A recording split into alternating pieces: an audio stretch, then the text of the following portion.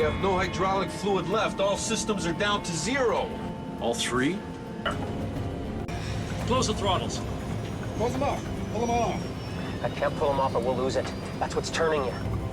Left, Royal, left. Turning, we're turning.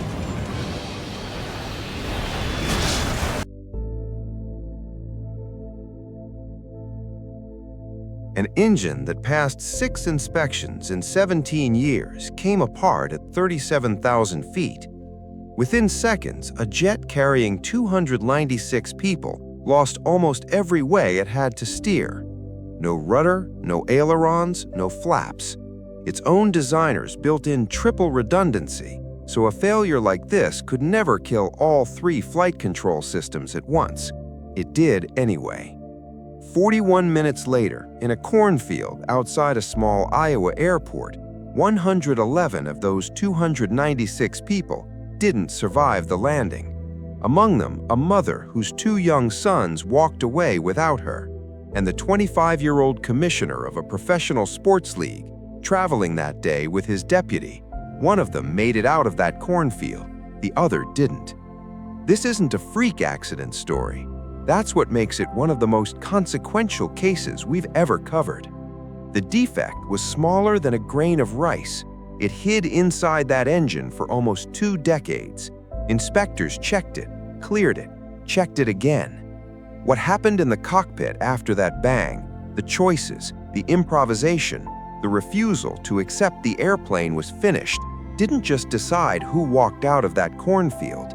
It changed how every airline pilot on Earth trains for the day nothing on the checklist applies. To understand how something that small brought down something that big, we start on an ordinary summer afternoon, a runway in Denver, before anyone on board had any reason to worry.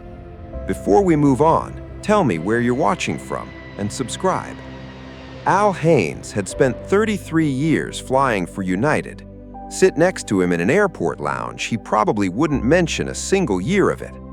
57 years old, a former Marine Corps aviator out of Paris, Texas, nearly 30,000 flight hours, more than 7,000 of them in this exact aircraft, a McDonnell Douglas DC-10. Gary Brown, an emergency director who'd later call Haynes a close friend, put it simply, Al was a true professional, but more than anything, he was a humble individual. 3-person cockpit, standard for a jet this size. Haynes in command. First Officer Bill Records beside him, 48, roughly 20,000 hours. Second Officer Dudley Dvorak, 51, the flight engineer, watching the systems so the other 2 didn't have to. 3 careers, decades of combined experience, none of it built for what was coming. 1 row back, in first class, sat a 4th pilot the cockpit crew didn't even know was on board. Dennis Fitch, 46. He spent his career teaching other United pilots how to fly this exact aircraft. Today, he wasn't working, just a passenger heading home. Nothing ahead of him but a magazine and a few hours to kill. No simulator had ever modeled what this flight was about to become. No manual had a page for it. In less than an hour, all 4 men would need every hour of that experience, and it still might not be enough. At the front of the cabin, senior flight attendant Jan Brown had already lived one of the stranger careers in commercial aviation. Before she ever led a crew on a United widebody, she worked aboard the Caroline, the Kennedy family's private aircraft. By 1989, she was in charge of 7 other flight attendants: George Ann Del Castillo, Barbara Gillespie, Donna McGrady, Virginia Jane Murray, Susan White, Timothy Owens, only 2 months into the job, and 23-year-old Renee LeBeau, a village trustee's daughter from Schaumburg, Illinois. Of the 8 of them working that cabin, Renee was the only one who would not go home. Behind them sat roughly 285 more people, none of them thinking about anything except landing in Chicago on time. 2 of them, Jerry Schemmel and Jay Ramsdale, ran the Continental Basketball Association together. Ramsdale, just 25, was the youngest league commissioner in American professional sports. Both men had been bumped off an earlier flight that morning. boarded this one last, took whatever seats were left. One of them would walk out of what came next, the other didn't. Scattered through the rest of the cabin, retirees, business travelers, and several infants small enough to fly on a parent's seat instead of their own. Routine, fully legal, and about to matter more than anyone boarding that morning could guess. 296 people. One completely unremarkable Wednesday afternoon. That afternoon, Flight 232 lifted off from Stapleton International Airport in Denver. A McDonnell Douglas DC-10, registered N1819U, delivered brand new to United in 1971. By this flight, more than 43,000 hours in the air. Nothing about the takeoff was unusual. The jet climbed out, leveled off at 37,000 feet, and settled into the same quiet routine thousands of flights go through every day. Next stop, Chicago. After that, Philadelphia. But nearly 2 decades earlier, in a titanium mill, something had already gone wrong. No way for anyone to know it. During the melting process, a pocket of nitrogen contamination got trapped inside the raw ingot, a hard alpha inclusion, metallurgists call it, a spot turned brittle by the impurity around it. When that ingot was forged into shape, the brittle spot cracked, left behind a cavity with microscopic fractures spidering out from its edges. Ultrasonic testing at the time missed it.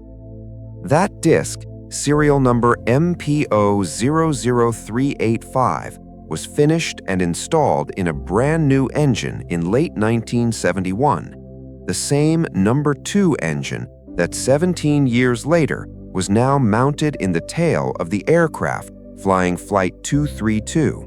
Investigators later found the disc's paper trail was a mess.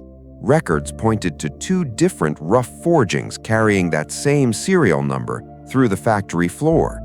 To this day, nobody's fully settled which one ended up in the airplane. But whichever forging it was, the flaw was the same, invisible, baked into the metal itself. Not a mistake anyone could have caught by looking. None of it had anything to do with skill or judgment or training. It was simply sitting there, spinning at full cruise power, thousands of times a minute, exactly the way it was built to. For the next hour, high above the Rockies and the plains beyond them, the flight went exactly the way every flight before it had gone. That was about to change 1 hour and 7 minutes in, and nobody in that cockpit would get any warning at all. 1 hour and 7 minutes into the flight, cruising level at 37,000 feet, the entire airplane lurched. A loud bang rolled through the fuselage, a shudder the crew could feel in their seats. The kind of sound that, on any other day, might just mean a contained engine problem, a checklist, maybe a diversion. Second Officer Dudley Dvorak turned to his instrument panel to run the numbers. Something didn't add up.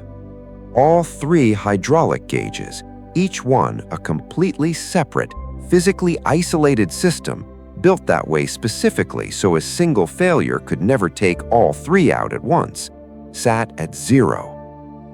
That wasn't supposed to be possible. The 3 hydraulic systems on a DC-10 run through completely separate paths inside the airframe, a redundancy requirement written directly into the aircraft's original certification decades earlier. But fragments from the disintegrating engine in the tail sprayed outward with enough force to punch clean through the horizontal and vertical stabilizers, severing all 3 lines within seconds of each other anyway. And because nearly all powered flight controls on a DC-10, ailerons, rudder, elevators, flaps, most of the brakes, run off those same 3 systems, there was nothing mechanical left to fall back on. The control yoke in Captain Haynes' hands was, for all practical purposes, no longer connected to anything that could steer the airplane. For a wide-body jet carrying 296 people, that is not supposed to be survivable. 3 men in that cockpit were about to find out exactly how true that was, and exactly how hard they were willing to fight it anyway. In the cockpit, Bill Records had the control wheel hauled hard into his lap. Nothing. The rudder pedals under his feet gave him the same nothing. The DC-10 had already begun drifting into a slow, steepening turn to the right, on its own. For a moment, neither pilot said much about it.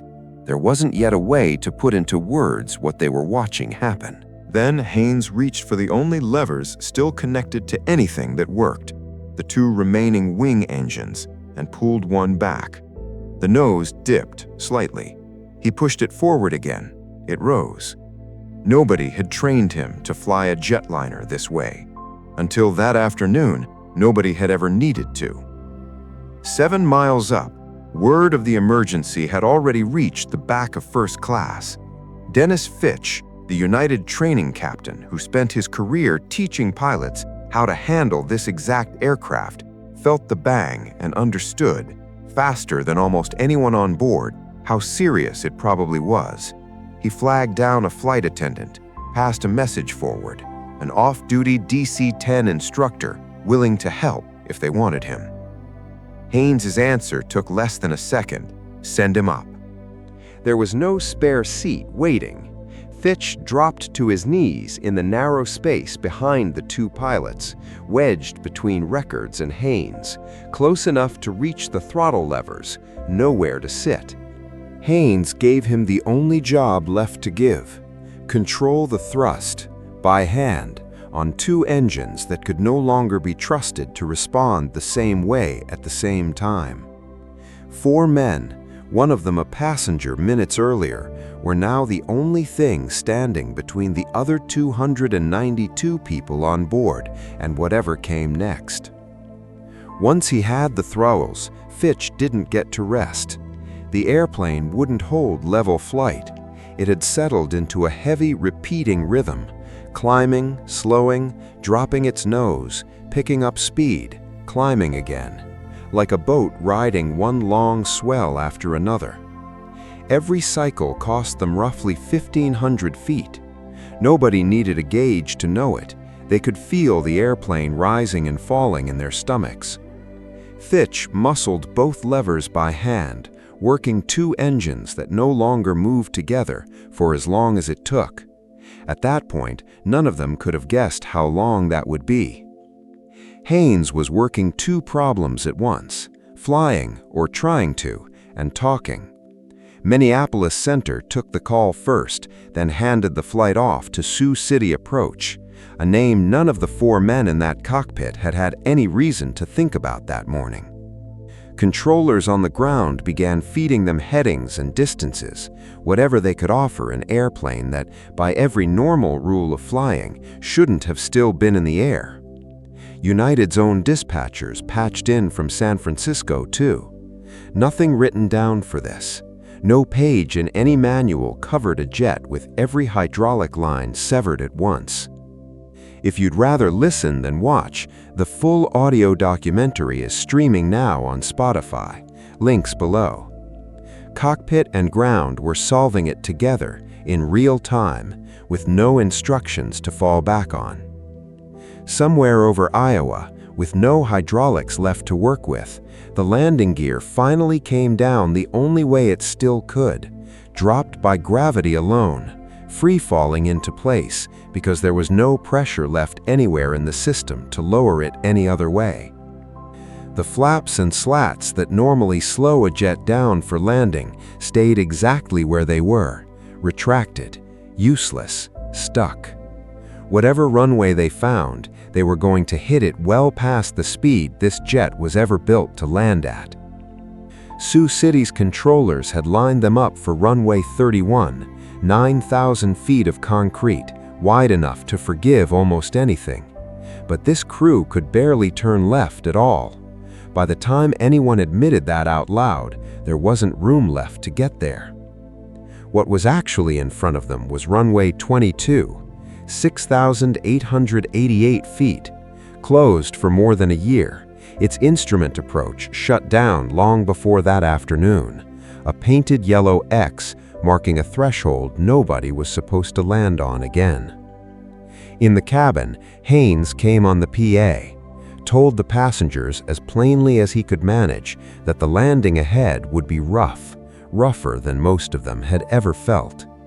Jan Brown moved down the aisle in 2 passes, keeping the fear from spreading all at once, then reached the 4 families flying with babies on their laps, gave them instructions no flight attendant is ever supposed to have to give. Wrap the child in a blanket, set it on the floor, and hold it there with your own body. On the ground, Emergency Director Gary Brown watched the jet lining up in the distance. Let himself believe, just for a moment, that everyone on it might be home for dinner. That hope didn't last.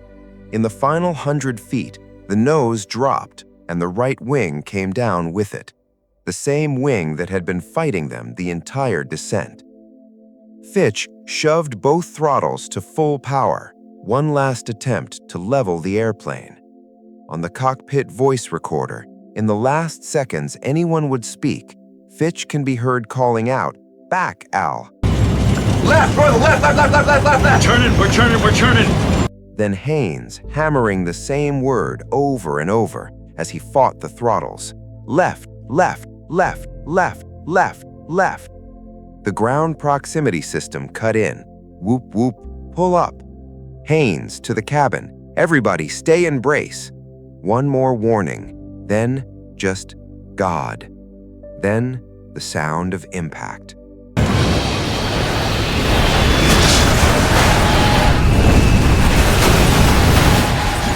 The right wingtip hit first, then the main landing gear on that side. At more than 200 miles an hour, the DC-10 rolled, cartwheeled, and came apart, not in one place, but in pieces flung across more than a mile of Iowa farmland. The cockpit tore free early and skidded to a stop near the runway's edge. The tail section, with much of the cabin crew still inside it, stayed largely in one piece and slid down a taxiway. The center of the fuselage, carrying most of the passengers, flipped upside down and came to rest deep in a cornfield, already burning. Jerry Schemmel made it out of the burning fuselage, then went back in. Through the smoke, he heard a baby crying, found 11-month-old Sabrina Michelson wedged inside a collapsed overhead bin, carried her out through the corn. Her parents and both her brothers survived too. Jay Ramsdell, the boss Schemmel had been bumped from an earlier flight alongside that same morning, did not. A few rows over, Frances Bailey didn't survive either. Her sons, 3-year-old Spencer and 6-year-old Brandon, did. A National Guard officer was photographed carrying Spencer's limp body away from the wreckage, one of the defining images of that afternoon, later cast in bronze in Sioux City. Of the 296 people who boarded that flight in Denver, 184 walked away. The engineers who designed the DC-10 never believed a jet could stay airborne, let alone land, with every hydraulic system it had gone at once. Investigators eventually traced the whole disaster back to where it started, a nitrogen impurity trapped in the titanium during manufacturing, a hard alpha inclusion smaller than a grain of rice, a fatigue crack so small it slipped past 6 separate inspections over 17 years undetected until it finally let go at 37,000 feet. What Dennis Fitch improvised with 2 throttle levers didn't stay in that cockpit. It became the basis for a real NASA research program. In 1995, a specially rigged MD-11 landed using engine thrust alone, guided by software at NASA's Dryden Flight Research Center. Years later, investigators put other DC-10 pilots in a simulator, gave them the exact same failure, full advance warning included. Not one of them landed it. The NTSB called what Flight 232's crew did, in its own words, not trainable. If this story moved you, the full audio version is on Spotify, links below. And there's plenty more like it here, so hit subscribe before you go.